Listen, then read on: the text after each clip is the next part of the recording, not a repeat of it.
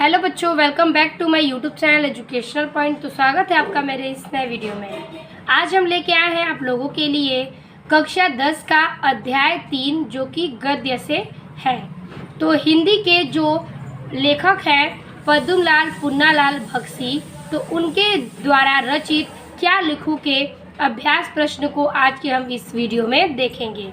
तो उन्होंने अपनी रचना में क्या लिखूं का वर्णन किया है और कुछ इसके अभ्यास प्रश्न है जिसमें एक पैराग्राफ है और उसके आधारित प्रश्नों के उत्तर को हमें देखना है। तो सबसे पहले हम एक एक पैराग्राफ को समझेंगे, उसके बाद उसके प्रश्नों के उत्तर को लिखेंगे।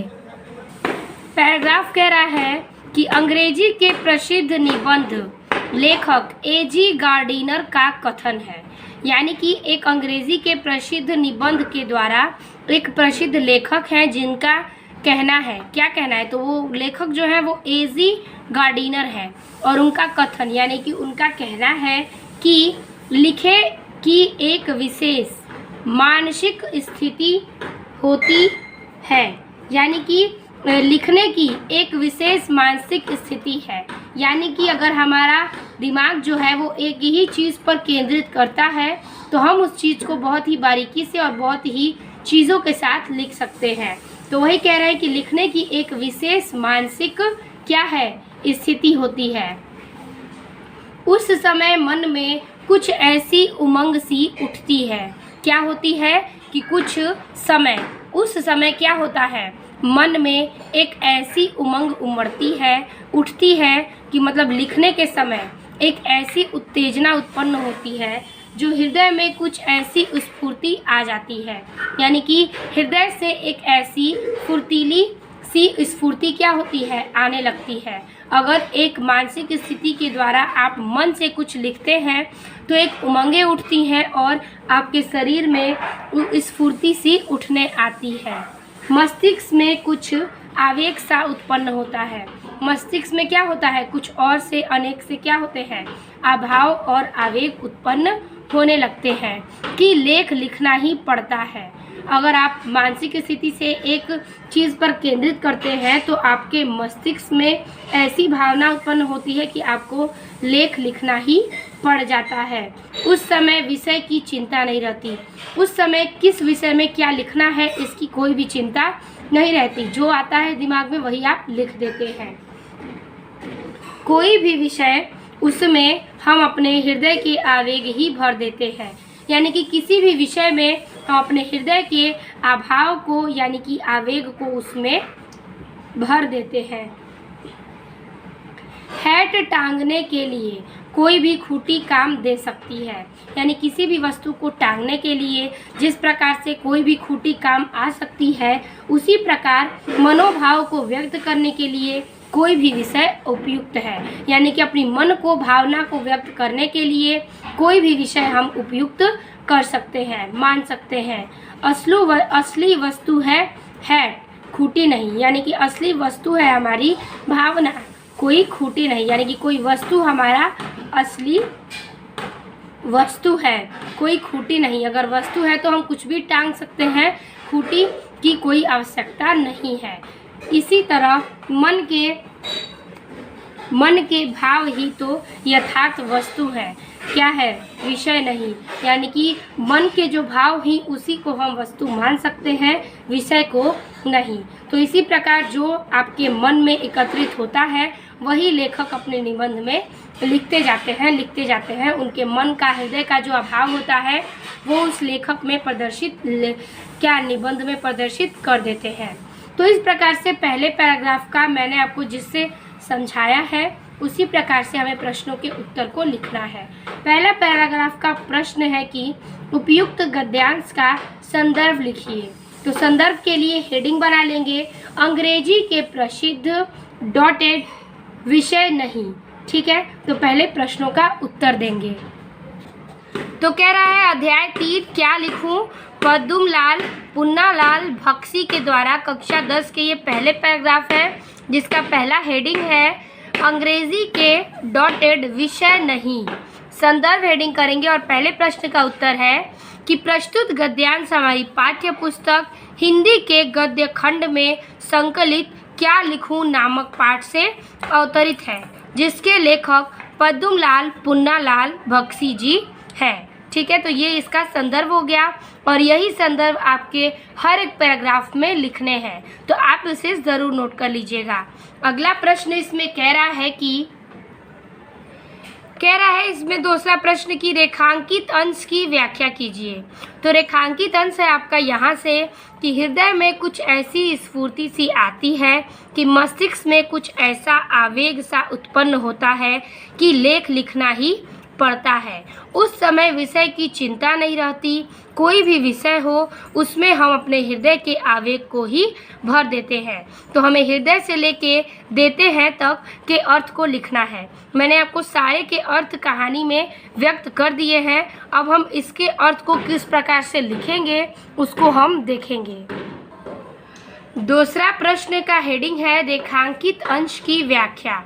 इसमें लिखेंगे कि कवि कहते हैं कि हृदय में नया जोश होता है, उस समय हमारे मन अनेकों विचार उत्पन्न होते हैं तथा हमारे हृदय में नया जोश होता है।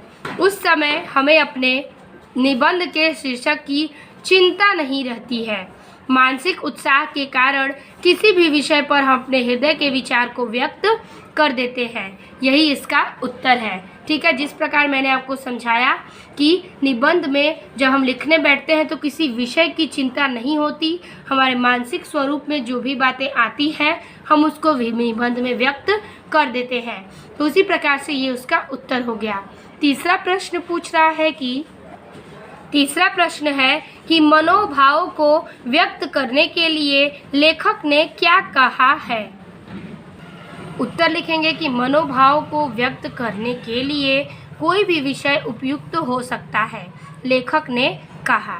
ठीक है, यही इसका उत्तर है। अब देखेंगे हम अगले पैराग्राफ को। ख पैराग्राफ कह रहा है कि मुझे आज लिखना ही पड़ेगा। लेखक कहते हैं कि मुझे आज लिखना ही पड़ेगा। अंग्रेजी के प्रसिद्ध निबंध लेखक ए.जी. गार्डिनर का कथन है। वो कहते हैं कि मुझे आज लिखना ही पड़ेगा क्योंकि अंग्रेजी के प्रसिद्ध लेखक जो हैं वो ए.जी. गार्डिनर का कथन है कि लिखने की एक विशेष मानसिक स्थिति होती है। उस समय मतलब कि लिखने की एक विशेष मानसिक स्थिति है, जैसा कि मैंने आपको ऊपर बताया वही पैराग्राफ सेम नीचे भी है। उस समय मन में कुछ ऐसी उमंग सी उठती है, यानी कि हमारे मन में अगर कोई चीज़ भा जाते हैं तो उस मन की स्फूर्ति और उठने लगती है, उमड़ने लगती है और हृदय में कुछ ऐसी स्फूर्ति सी आती है। ठीक है, क्या होती है कि हृदय में कुछ ऐसी स्फूर्ति उठने लगती है कि हम कुछ ना कुछ लिखने बैठ जाते हैं और मस्तिष्क का कुछ ऐसा आवेग सा उत्पन्न होता है कि लेख लिखना ही पड़ता है। हमारे दिमाग में ऐसी कुछ बातें चलती हैं जिसे हम सोचते हैं कि हमारे साथ वो लिखना बहुत ही बेहतर है।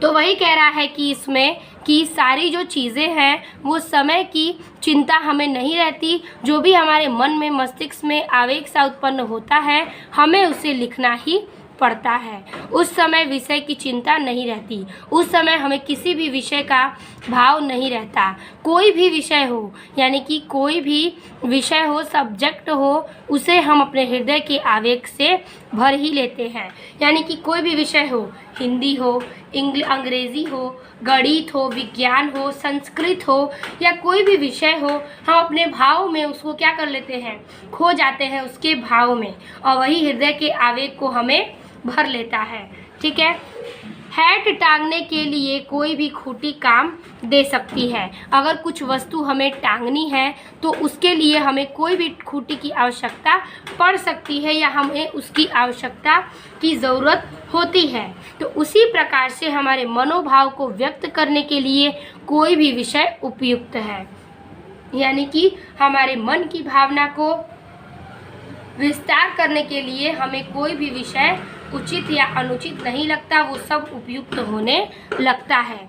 असली वस्तु है हैट, खूंटी नहीं, यानी कि असली वस्तु है हमारी भावना, कोई खूंटी नहीं। तो इसी तरह से मन के भाव ही हैं, अर्थात वस्तु नहीं। उसी तरह हमारे मन का जो भाव है वो भाव है कुछ वस्तु नहीं या फिर विषय भी नहीं। ठीक है, तो ये हो गया हमारा, इस पैराग्राफ का भी हमने अर्थ समझा दिया आपको। पहला प्रश्न है कि उपयुक्त गद्यांश का संदर्भ लिखिए, तो संदर्भ आपका वही रहेगा। और दूसरा प्रश्न कह रहा है कि गद्यांश के रेखांकित अंश की व्याख्या कीजिए। तो गद्यांश का रेखांकित अंश है लिखने की विशेष मानसिक स्थिति नहीं होती, उस समय मन में कुछ ऐसी उमंग उठती है कि हृदय में कुछ ऐसी स्फूर्ति होती है कि मस्तिष्क में कुछ ऐसा आवेग उत्पन्न होता है कि लेख लिखना ही पड़ता है। उस समय विषय की चिंता नहीं रहती, कोई भी विषय हो उसमें हम अपने हृदय के आवेग को भर ही देते हैं। तो हमें इसका ही अर्थ लिखना है। हेडिंग बना लेंगे, मुझे आज डॉटेड विषय नहीं। ख नंबर कह रहा है मुझे आज डॉटेड विषय नहीं। पहले का उत्तर है पूर्वरत, क्योंकि संदर्भ आपका वही रहेगा। दूसरे का हेडिंग बना लेंगे रेखांकित अंश की व्याख्या, और लिखेंगे कि निबंध लिखने की एक विशेष स्थिति होती है, उस समय हमारे मन में अनेकों विचार उत्पन्न होते हैं तथा हमारे हृदय में नया जोश होता है। उस समय हमें अपने निबंध के शीर्षक की चिंता नहीं रहती है। मानसिक उत्साह के कारण किसी भी विषय पर हम अपने हृदय के विचार को व्यक्त कर देते हैं। तो ये हो गया इस पैराग्राफ के अर्थ। अब हम देखेंगे अगला प्रश्न। तो अगला प्रश्न पूछ रहा है कि उपयुक्त गद्यांश में मनोभाव को क्या बताया गया है। तो उसका उत्तर लिखेंगे कि उपयुक्त गद्यांश में मनोभाव को अर्थात वस्तु बताया गया है। अगला प्रश्न है कि बी नंबर कि लिखने की विशेष मानसिक स्थिति कैसी होती है। इसका उत्तर है कि लिखने की विशेष मानसिक स्थिति इस प्रकार होती है कि हमें कोई भी चिंता नहीं रहती कि हमारे हृदय में अनेक विचार उत्पन्न होते हैं, साथ ही नया उत्साह उत्पन्न होता है। तो यही हमारे इसका उत्तर है प्रश्न का। अब हम देखेंगे तीसरा पैराग्राफ। ग पैराग्राफ कह रहा है कि ऐसे निबंधों से सबसे बड़ी विशेषता यह है कि वे मन की स्वच्छंद रचनाएं हैं। वो कहते हैं लेखक कि ऐसे निबंध की क्या होती है, एक सबसे बड़ी विशेषता होती है। तो वो विशेषता क्या है कि मन का स्वच्छंद रचना है, कि हमारे मन में एक स्वच्छंद सी रचना होती है। निबंध लिखने की यही सबसे बड़ी विशेषता है।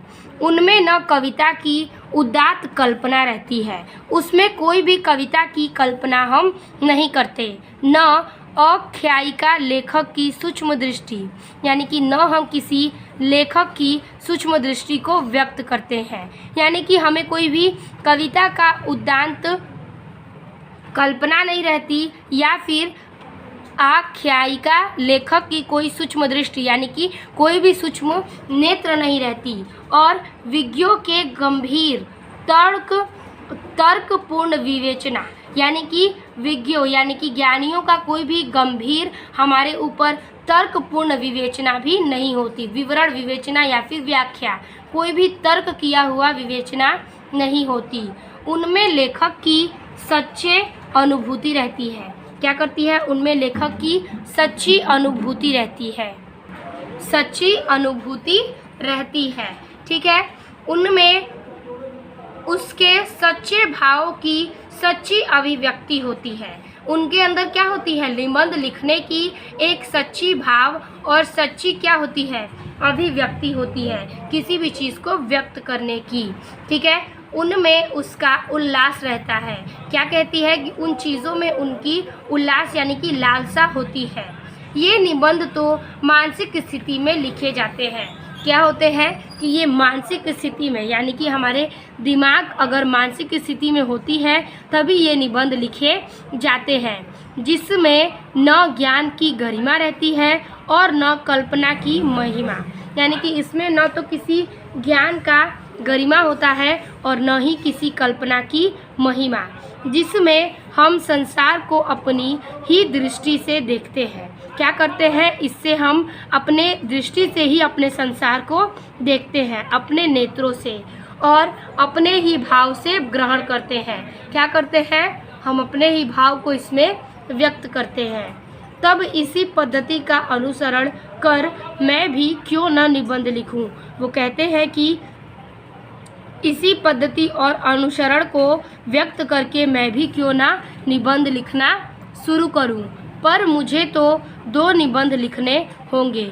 वो कहते हैं कि पर मुझे तो इस कारण में 2 निबंध व्यक्त करने होंगे। ठीक है, तो चलिए इसका हम देखते हैं पैराग्राफ के क्वेश्चंस को। पहला प्रश्न है कि उपर्युक्त गद्यांश का संदर्भ लिखिए। संदर्भ आपका पूर्ववर्त रहेगा। और दूसरा प्रश्न है कि रेखांकित अंश की व्याख्या कीजिए। तो इसमें इसी पैराग्राफ में 2 दूरी पर क्या है? रेखांकित अंश है। पहला रेखांकित अंश है आपका यहाँ से कि यहाँ पर व्यक्त किया गया है। पहला रेखांकित अंश कि वे मन की स्वच्छंद रचनाएं हैं, उनमें न कविता का उदात्त कल्पना रहती है और न आख्यायिका लेखक की सूक्ष्म दृष्टि और न विज्ञों की गंभीर तर्कपूर्ण विवेचना। उनमें लेखक की सच्ची अनुभूति रहती है। ये आपका पहला अंडरलाइन है, यानी रेखांकित अंश। फिर दूसरा रेखांकित अंश है कि ये निबंध तो उस मानसिक स्थिति में लिखे जाते हैं जिसमें न ज्ञान की गरिमा रहती है और न कल्पना की महिमा, जिसमें हम संसार की अपनी ही दृष्टि से देखते हैं और अपने ही भाव को ग्रहण करते हैं। ये 2 अंडरलाइंस हैं जिसका हमें अलग अलग अर्थ लिखना है। तो हेडिंग बना लेंगे, ऐसे निबंधों डॉटेड लिखने होंगे। तो चलिए एक एक करके इसका हम अर्थ देखते हैं। तीसरे का हेडिंग है ऐसे निबंधों डॉटेड लिखने होंगे। संदर्भ पूर्ववर्त रहेगा और हेडिंग है रेखांकित अंश की व्याख्या। ठीक है, पहले का अर्थ है इसमें कि निबंध मन की स्वतंत्र भावना होती है। क्या होती है? स्वच्छंद, यानी कि स्वतंत्र भावना होती है। उनमें न तो काव्य की कल्पना रहती है और न लेखक लेखिका की गहरी दृष्टि और न विद्वानों की तर्कयुक्त समझ होती है। उसमें लेखक द्वारा अनुभव को व्यक्त किया जाता है। ये पहले अंडरलाइन के अर्थ है। फिर पैराग्राफ चेंज करके दूसरा लाइन का जो अर्थ है वो यह है कि लेखक के अनुसार निबंध लिखते समय हमारे मानसिक ज्ञान मायने नहीं रखते हैं और न ही हमारी कल्पनाएं दुनिया को अपने तरीक़ों से देखती है और न अपने भाव को व्यक्त करती है। ठीक है, तो निबंध लिखते समय दुनिया के अपने तरीके से देखते और अपने भाव को व्यक्त करते हैं। कौन? लेखक। तो ये हो गया आपके दोनों पैराग्राफ्स के अलग अलग अर्थ। ठीक है, आप लाइन चेंज करके लिख सकते हैं या फिर अलग अलग हेडिंग बना के लिख सकते हैं। तो इस प्रकार से इसका अर्थ हो गया। अब हम देखेंगे इसके प्रश्न को। पहला इसमें प्रश्न है तीसरे का ए कि उपर्युक्त गद्यांश में किस प्रकार के निबंध में सच्चे भाव को सच्ची अभिव्यक्ति होती है। उत्तर लिखेंगे कि गद्यांश में उन निबंधों की चर्चा की गई है जिन्हें लेखक अपनी समझ के आधार पर लिखते हैं तथा इन्हीं निबंधों में सच्चे भाव को अभिव्यक्ति करते हैं या होती है। ठीक है, अब देखेंगे हम बी क्वेश्चंस को। बी क्वेश्चन अथवा में लिख सकते हैं या फिर आप मैं इसका भी उत्तर लिखवा सकती हूँ। आप इन दोनों में से किसी एक का प्रश्न के उत्तर को दे सकते हैं। कह रहा है कि निबंध की किन विशेषताओं का उल्लेख हुआ है। तो उत्तर लिखेंगे कि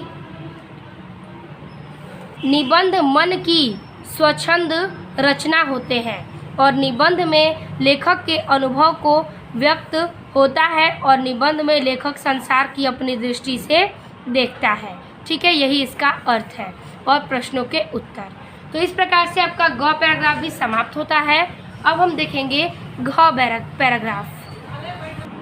घ पैराग्राफ कह रहा है दूर के ढोल सुहावने होते हैं क्योंकि उनकी कर्कशता दूर तक नहीं रहती, वहीं पहुंचती है।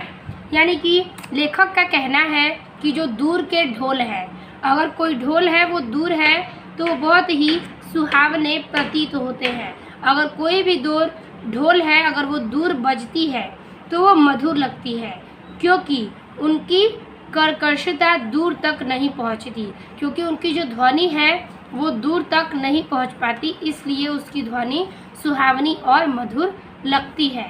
जब ढोल के पास बैठे हुए लोगों के कान के पर्दे फटते रहते हैं तब दूर किसी नदी के तट पर, यानी कि अगर उसी ढोल के पास अगर कोई व्यक्ति बैठे हैं तो लोगों के कान के क्या होते हैं, पर्दे जो होते हैं वो फटने लगते हैं, यानी कि उसकी ध्वनि कटुत प्रतीत होने लगती है।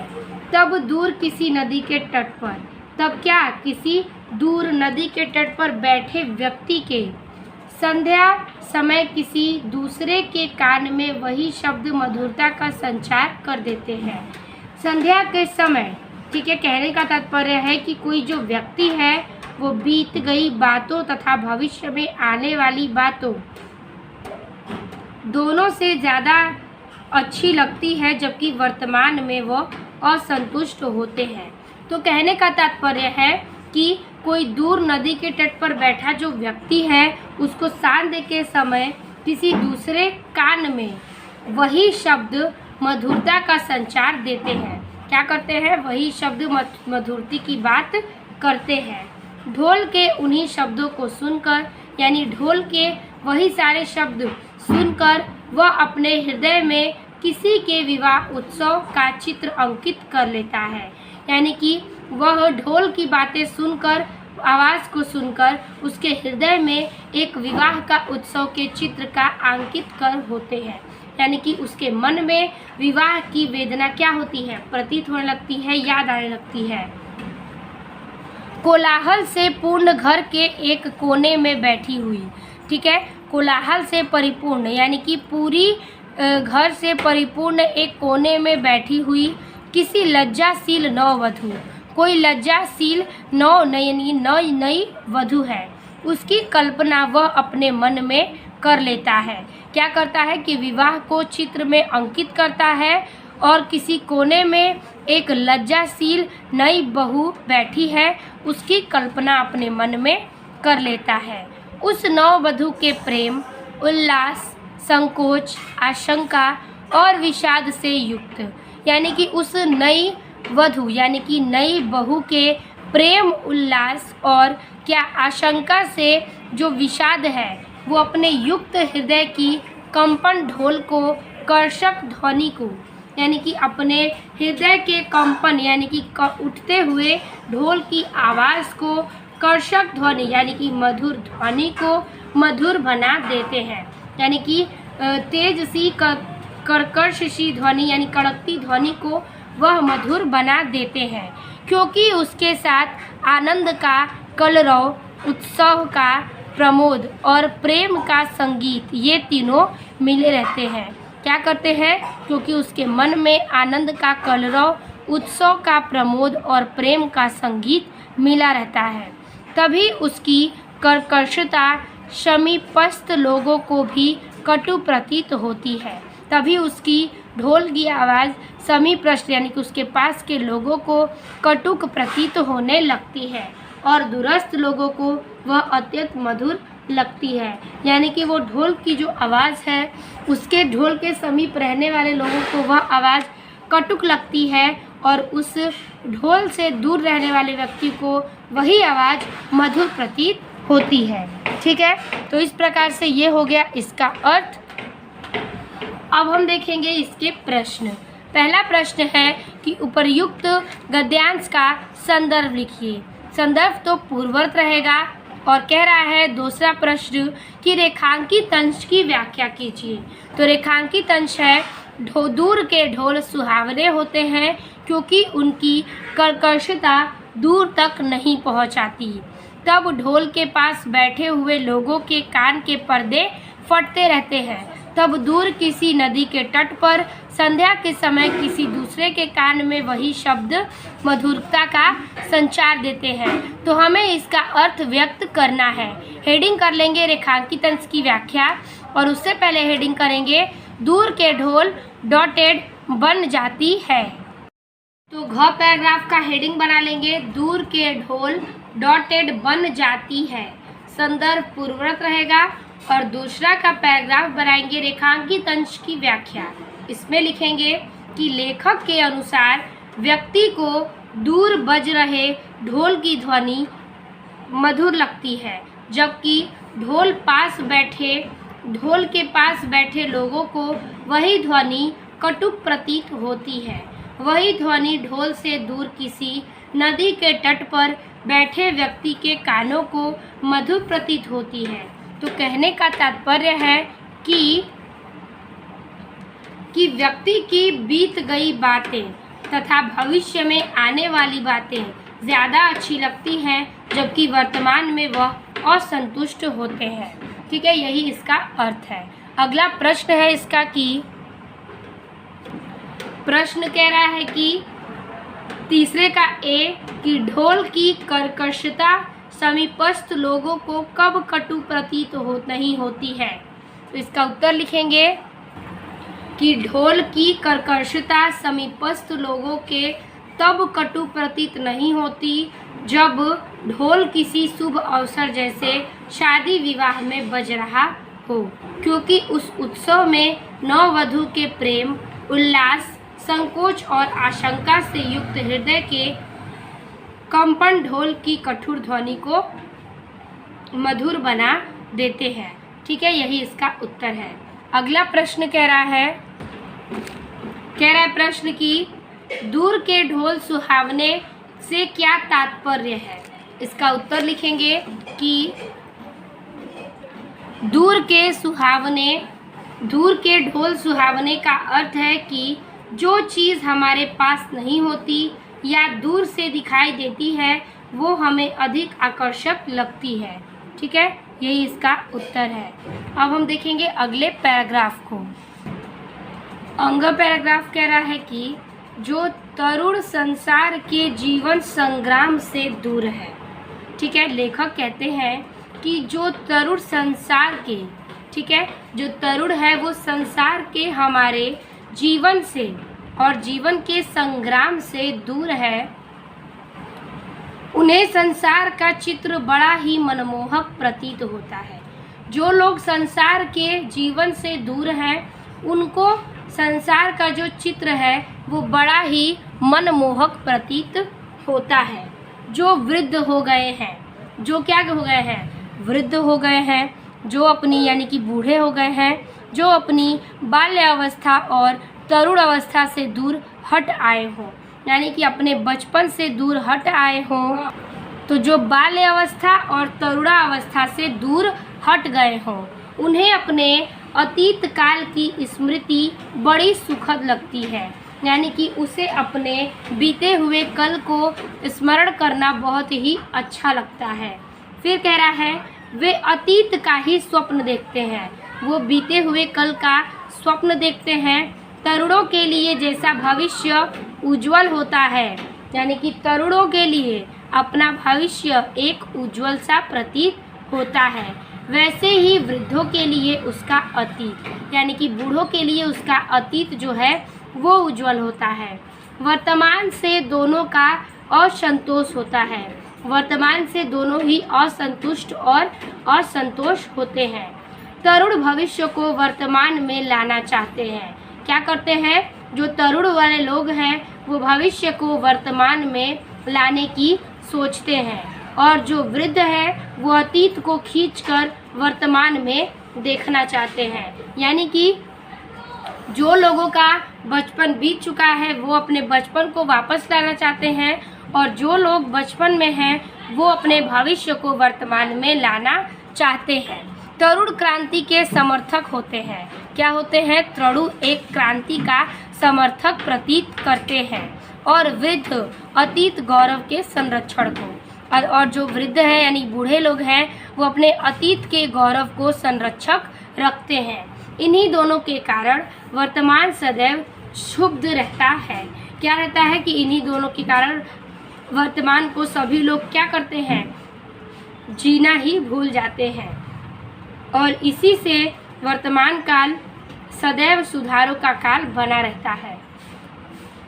इसी कारण जो वर्तमान काल है वो सदैव ही सुधार के लिए वर्णित करना पड़ता है। इसीलिए सारे लोग वर्तमान को सुधारने के लिए काल बनाए रखते हैं। तो इस प्रकार से इसका अर्थ हो गया। पहला प्रश्न कह रहा है उपर्युक्त गद्यांश का संदर्भ लिखिए। संदर्भ हम वही लिखेंगे। दूसरा प्रश्न है कि गद्यांश के आधारित प्रश्नों के उत्तर लिखिए। तो गद्यांश के आधारित प्रश्न है, यानी कि गद्यांश जो है वो है रेखांकित अंश की। वे अतीत का ही स्वप्न देखते हैं।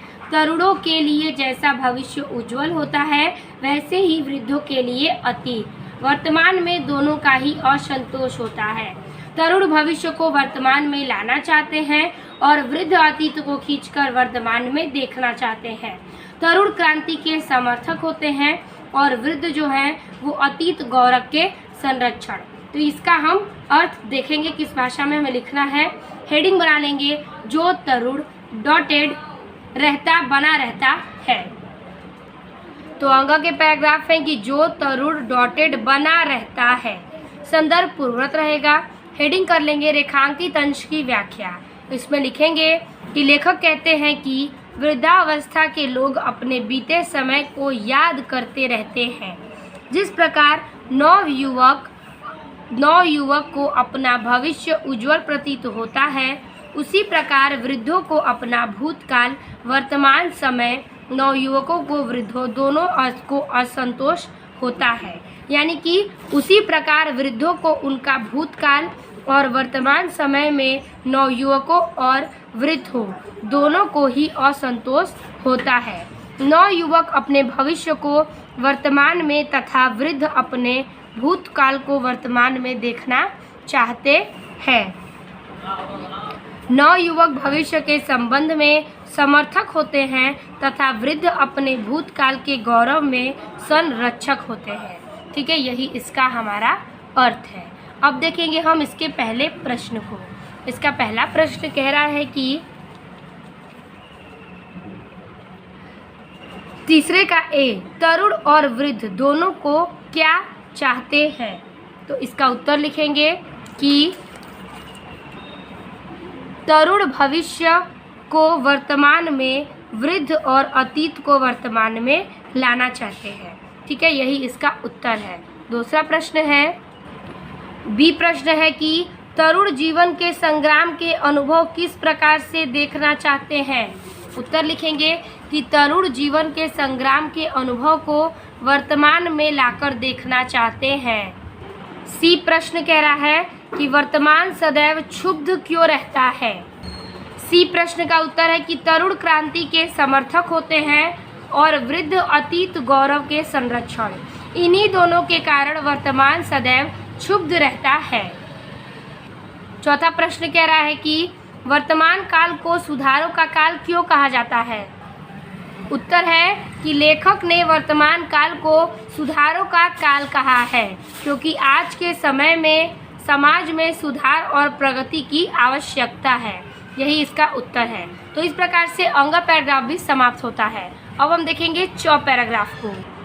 चौ पैराग्राफ कह रहा है कि मनुष्य जाति के इतिहास में, तो कह रहा है कि ऐसा काल ही नहीं हुआ, यानी कि मनुष्य जाति के इतिहास में कोई भी ऐसा काल नहीं आया है जब सुधारों की आवश्यकता नहीं हुई हो।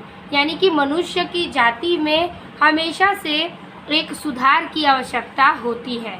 तो ऐसा अब तक के कोई भी काल नहीं है जिसमें मनुष्य का सुधार नहीं हुआ हो। ठीक है, तभी तो आज तक कितने ही सुधारक हो गए हैं, अब तक के कितने भी अधिक सुधारक हो चुके हैं। फिर कह रहा है पर सुधारों का अंत कब हुआ। वो पूछते हैं कि अभी तक कोई भी सुधारों का अंत कहाँ हुआ है। भारत के इतिहास के बुद्धदेव, महावीर स्वामी, नागार्जुन, शंकराचार्य, कबीर, जनक, राजा राम मोहन राय और स्वामी दयानंद, ठीक है, तो इन सारे लोगों जो हैं वो एक समाज के इतिहास के, भारत के इतिहास के क्या हैं, सुधारक थे। तो जब इतने सारे लोग हैं तो फिर लोगों की कमी हुई कब? ये सब सुधारकों की गणना समाप्त नहीं होती है। ठीक है, फिर कह रहा है कि सुधारकों का दल नगर नगर और गांव गांव में होता है। इन सारे सुधारकों का जो दल है वो नगर से नगर और गांव के गांव में रहता है। यह सच है कि जीवन में नए नए क्षेत्र उत्पन्न होते जाते हैं। ठीक है, यह सच है कि जीवन में नए नए क्षेत्र की उत्पत्ति होती है, नए नए सुधार हो जाते हैं। न दोषों का अंत है न सुधारों का, न ही यहाँ पे दोष करने वालों का अंत है और न ही सुधार करने वालों का। जो कभी सुधार थे वही आज दोष हो गए हैं। जो कल के सुधारक हुआ करते थे वो आज के दोष बन चुके हैं और उन सुधारकों का फिर नव सुधार किया जाता है। तभी तो यह जीवन प्रगतिशील माना गया है। क्या है? तभी तो ये जीवन प्रगतिशील माना गया है। तो इस प्रकार से इसका अर्थ है ये कि जो है कभी दोष खत्म नहीं हुए तो कभी सुधार खत्म नहीं हुए। तो इसी प्रकार से ये इसका अर्थ है। अब हम देखेंगे इसके प्रश्नों को। हेडिंग है मनुष्य जाति डॉटेड माना गया है। पहला प्रश्न है उपर्युक्त गद्यांश के संदर्भ लिखिए। संदर्भ आपका पूर्ववत रहेगा। दूसरा प्रश्न है गद्यांश के रेखांकित अंश की व्याख्या कीजिए। तो रेखांकित अंश है आपका यहाँ से कि रेखांकित अंश है मनुष्य जाति के इतिहास का कोई काल नहीं हुआ जो सुधारों की आवश्यकता नहीं हुई है। ये पहला अंडरलाइन है। दूसरा अंडरलाइन है सुधारकों का दल नगर नगर और गांव गांव में होता है।